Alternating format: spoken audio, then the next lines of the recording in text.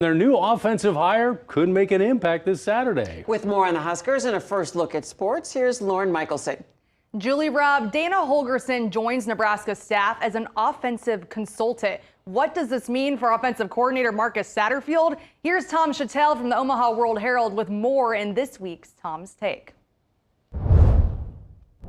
I don't believe he'll be the offensive coordinator after this season. I don't think. Now, he might still be here as in a tight ends coach role or something like that, but you don't bring in Dana Holgorsen as a consultant with this much time left to just hang out and just watch film.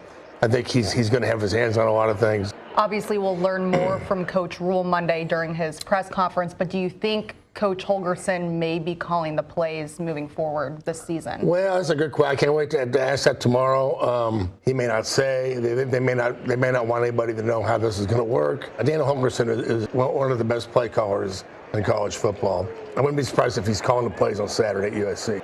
I think what a lot of it happened this past week was what kind of offense do they want to run, what identity, what strengths are they going to stress.